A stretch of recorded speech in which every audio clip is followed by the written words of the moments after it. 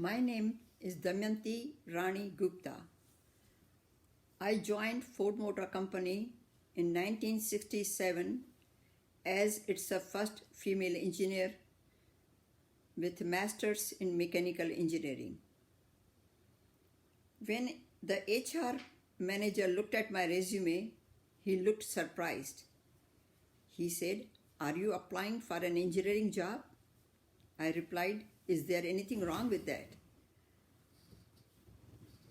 He said, "But we don't have any female engineers."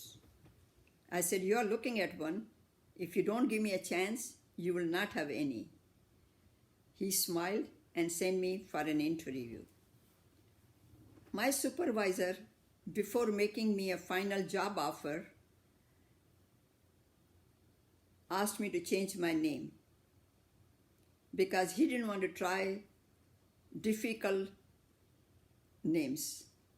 So I came up with an easy yet powerful name, Rani, which means queen in Hindi. I came to this country alone. I met my husband in Ann Arbor, Michigan. We got married in March 1968, and our wedding pictures were in Ford World. When we were expecting our first child, and my supervisor found out, he called me in his office and said, "Make this one as a last month. Women, they don't come to work when they start showing." He also added, "I hope you are not planning to come back to work." This did not stop me. I came back and continued working very hard.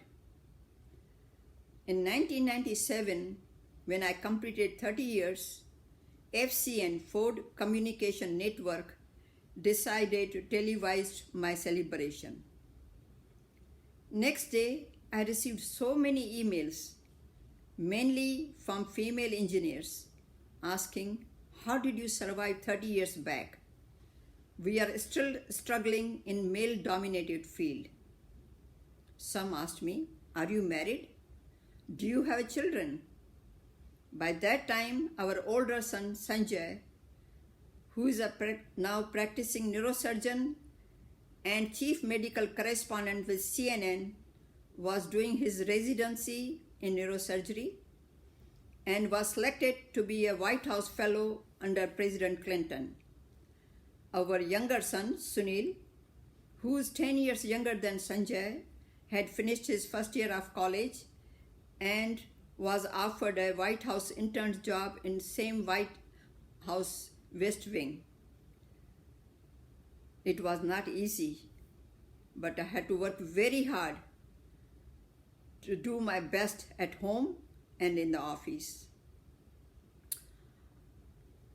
Finally, in 2001, I retired, and we are now settled in Fort Myers, Florida. In 2017, Time magazine was doing Time's first women leaders who are changing the world, and they contacted me. A lot of people from Ford and Time came to Fort Myers. I was interviewed in Henry Ford's winter lab and his home, and was included with Hillary Clinton, Mary Barra, Nikki Haley, and many other women leaders who have been first in their field. I am very thankful to Ford for giving me this opportunity to realize my dream. In 60s, Ford was pioneer in hiring minorities. I will not be surprised if they hired first female engineer in the entire US auto industry. In last 53 years, Ford has hired many minorities and lot of female engineers. Some of them they have reached at a very high level.